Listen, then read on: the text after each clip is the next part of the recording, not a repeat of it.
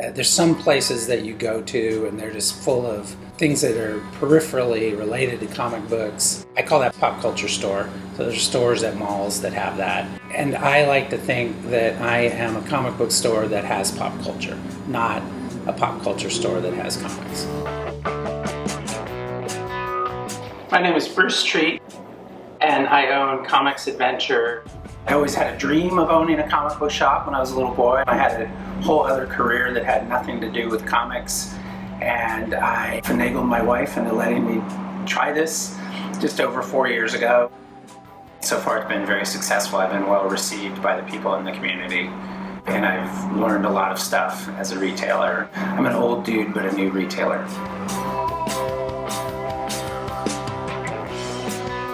And the reason we named the shop Comics Adventure is I looked at a lot of comic book stores and I noticed that comics was not in their name.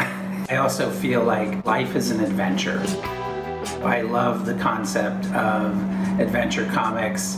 I thought that would be confusing to people because there was a series from DC Comics called Adventure Comics, and so I just transposed the words and voila, Comics Adventure.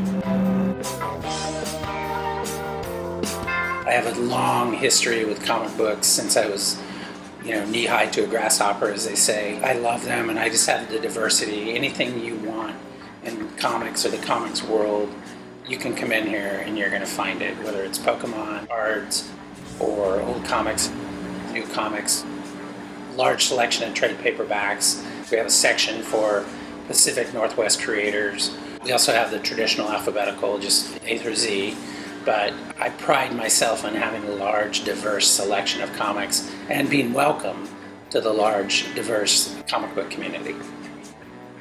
It's another thing that makes my shop different from a lot of the shops in the Portland metro area is I have a large selection of kids' books, all ages books. Studies have found that kids don't want to read books that are called kids' books. So we call them all ages books. When I was a little boy, comics weren't accepted and they were looked down upon, and I was immediately thought of as dumb. That was the assumption because I read comics and because I didn't read novels, which was incorrect. I did read novels. They just, weren't right in front of me all the time like comics were. I had the best vocabulary of any 4th or 5th grader because I had to look up what titanium was, and I had to look up adamantium and Wolverine. I grew up on the West Coast. We didn't know what a Wolverine was. We thought that was a made-up name. To this day, I'm disappointed that adamantium is not a real metal, but that was an advantage of reading comics, and it still is today. I think that the kids who read them, you use different sensory skills, and your brain works differently when you're reading comics than when you're reading a prose novel. Let me state this emphatically, comics are not for boys anymore. I think they were at one time. That ship long ago sailed. I don't really care who is buying comics from me as long as they are pleasant to deal with and pay their bills on time. That said, the breakdown of my clientele is about 75-25 men to women. It used to be, when I was a kid, you didn't see girls or women in comic shop. They didn't feel like they were welcome. Sometimes they weren't welcome. I think 25% of women is an astounding number. I hope to grow that. The average age of the consumers at Comics Adventure is the early 30s. That said, you're going to get the 60, 70-year-old guy or the 55-year-old woman who comes in and buys comics, and so there are younger ones at the other end too. I think that the older consumer is drawn to the stuff that they have seen all of their life.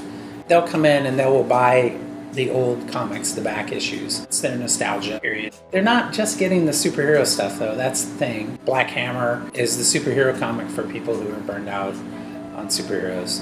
And it's my #1 seller in my shop, both in floppy and in trade paperback. And that's a comic book I've sold to old and young people. The younger people, they're open to experimentation and they buy what they like. I have men that buy traditionally women's comics like Lumberjanes or Paper Girls. And then I have women that buy Avengers and X-Men and they love them. What I always tell people is buy what you like or what you think you're going to like. Try not to speculate, but do keep an open mind.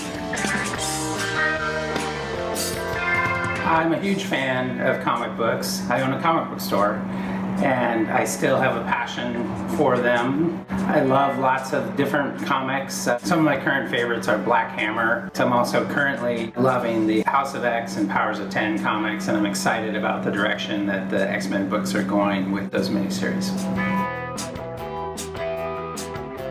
I think that the difference between current comics and previous comics, in some ways they were a little more subtle to a point back in the day, although you did have the famous Captain America cover of him punching Hitler. There was no doubt what the creators and what Captain America's feelings were about Nazis back then. Today it's a little more subtle sometimes.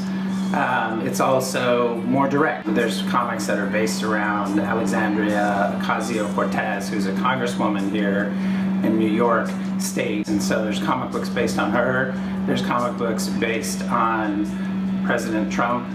And you can go seek those out if you like those people, or if you don't like those people, you can choose to ignore them. As far as social messages, you always got to go back to X-Men.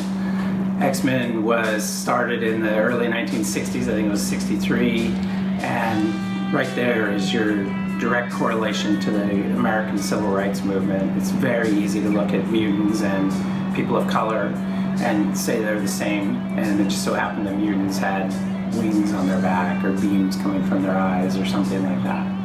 As far as the industry goes, I think that the comics are far more diverse today than they were when I was growing up in the 60s, late 60s, early 70s. Just have a lot of different creators bring their own perspective in. There's a lot more African American writers and artists and colorists in the industry today than there ever was. They're bringing their voice to the table. There's a lot more Asian people, same thing, they bring their voice to the table. Manga is more prevalent in the United States than it's ever been. Women are far more prevalent in comics than they ever were. For a long time, Wonder Woman was written by middle-aged white men, heterosexual white men. That's no longer true. There's women creators writing that, and you don't have to be a woman to write a woman's comic, just like you don't have to be a white man to write a men's comic. So Ta-Nehisi Coates is writing Captain America now. He's an African American man.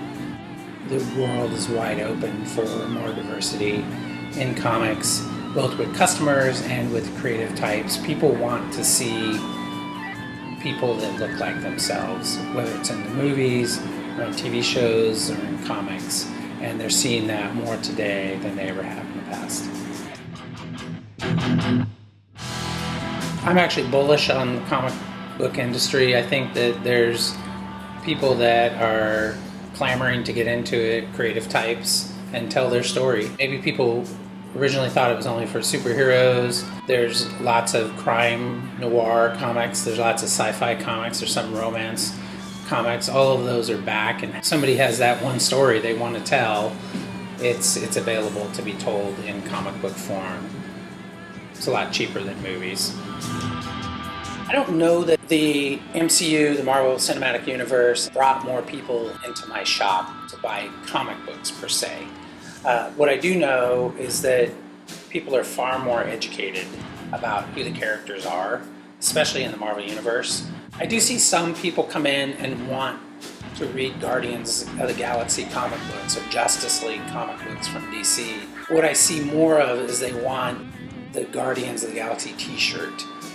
And I am optimistic that the more you get of that, the more the interest is and the acceptance of comic books as a great art form in America is because people are wearing that Captain America t-shirt or the Iron Man backpack or the Wonder Woman bracelet or something. Trade paperback sales are very good. I still sell far more comic books. I call them floppies. So they're essentially monthly, sometimes they're weekly. Thin ones, they're roughly 30 pages. Trade paperbacks being a compilation of those. I love trade paperbacks, because when I was a kid, you didn't have them. Comic books, kind of like network TV here in the United States, and trade paperbacks are like Netflix or Amazon. And so you can binge read a comic book in a trade paperback. I do have some people that will buy the single issue comics, and then they will dip their toe in and buy the trade paperback of certain series that are hard to follow.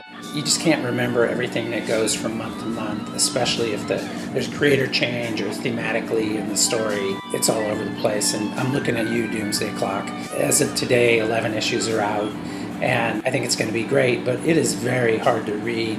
And I've had some people come in and say they're just going to wait for the trade paperback when it's collected, and I'm like, I totally understand, and I think you're going to love it when it comes out. Every shop is different, so some shops just sell the heck out of superhero comics, and some shops sell the heck out of independent non-superhero comics. Marvel just tends to flood the market. Sometimes it's good, sometimes it's bad. With the current House of X Powers of 10, it's terrific. My independent trade paperbacks, I sell more of those than I sell of DC or Marvel. Part of the reason for that is you got Marvel as one company, and then there's 42 other companies or whatever. I don't sell a lot of Valiant comics in my shop, and I wish I did. The ones that I've read, I've enjoyed. Some of the Bloodshot and Exo stuff is very interesting. I love the concept of faith. I've tried to carry them in my shop, and I've given them a legitimate shot, what I think is a legitimate shot. My market, Valiant, doesn't appeal to them, and I'm a businessman, and I can only carry what sells. I don't sell a lot of European comics that are the traditional monthly comics. I know that Humanoids is one of the publishers, and they've done a lot of, like Meta Barons, I think they did, among others, and some of the Mobius reprints. And they have recently branched out into monthly comics, so Omni and Ignited are two series, and those are not moving for me. My audience needs to be introduced to that stuff to determine whether they like it or not. The Manara comics and the Mobius and Tintin, I have a lot of Tintin comics and everything, but those are old, and so I don't typically know what's fresh.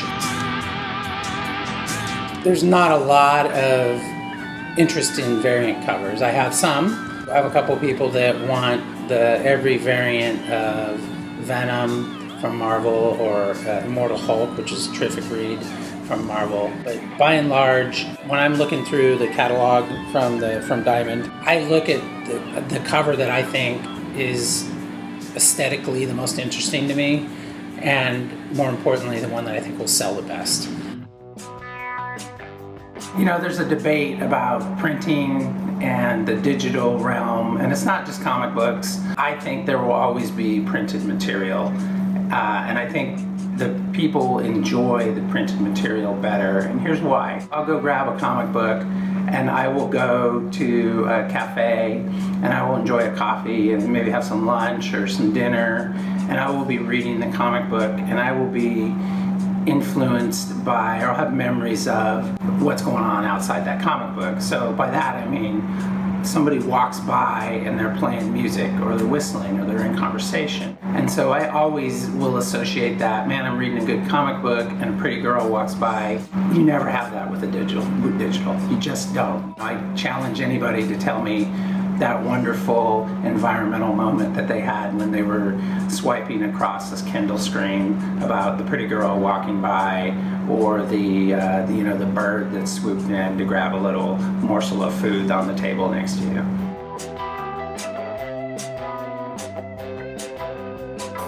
I hope you should come to America, and come to specifically the northwest corner of the United States in Portland, Oregon. You'll come to Comics Adventure and say hello to me.